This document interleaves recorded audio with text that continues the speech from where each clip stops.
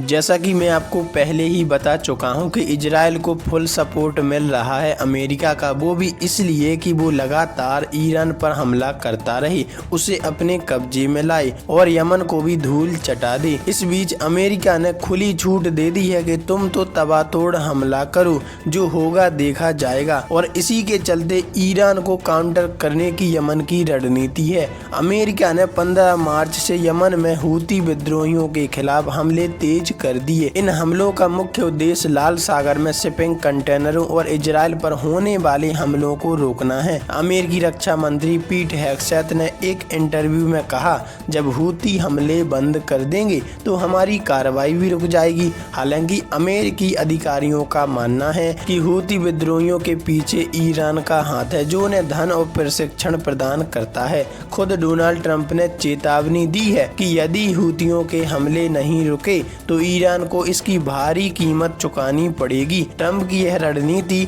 Iran को परमाणु समझौते के लिए मजबूर करने का हिस्सा मानी जा रही है। हालांकि अमेरिकी हमलों के बावजूद ईरान के सर्वोच्च नेता आयतुल्लाह अली खamenei ने झुकने से इनकार कर दिया और ट्रंप के परमाणु समझौते पर बातचीत के प्रस्ताव को ठुकरा दिया। यमन में हूती विद्रोहियों पर अमेरिकी हमलों ने ट्रंप की इस चेतावनी को यह साबित किया। यमन में हूती विद्रोहियों पर अमेरिकी हमलों ने ट्रंप की उस चेतावनी को सही साबित किया है, जिसमें उन्होंने कहा था कि यदि ईरान अपने परमाणु कार्यक्रम को नहीं रोकता और परमाणु हथियार बनाने की कगार पर पहुंचता है तो अमेरिका और इजराइल उसके परमाणु स्थलों पर विनाशकारी हमले कर सकते हैं। ट्रंप प्रशासन ने इजराइल के साथ संयुक्त हवाई अभ्यास करके एक और बड़ा संदेश दे दिया। इस सैन्य अभ्यास में अमेरिकी B-52 बम वर्षक में स्थिति भूमिगत परमाणु ठिकानों को नष्ट करने की क्षमता रखते हैं।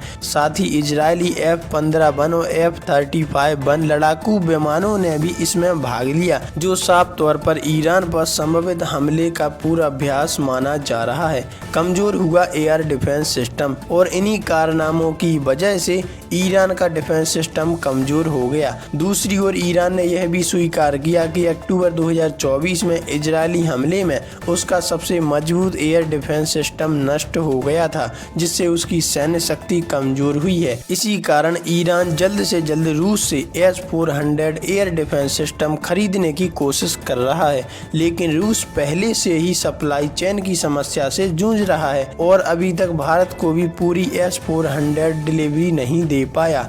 ऐसे में ईरान को रूस से झटका लग सकता है। इसके अलावा ट्रंप प्रशासन ने ईरान पर प्रतिबंधों को और सख्त करने की योजना बनाई। अमेरिका अब चीन को ईरानी तेल की सप्लाई रोकने की कोशिश कर रहा है, जिससे ईरान को अरबों डॉलर की आमदनी होती है। यह तेल बिक्री ईरान की अर्थव्यवस्था की जीवन रेखा है और अगर इसे काट दिया जाता है तो ईरान लंबे समय तक इस दबाव को सहन नहीं कर पाएगा।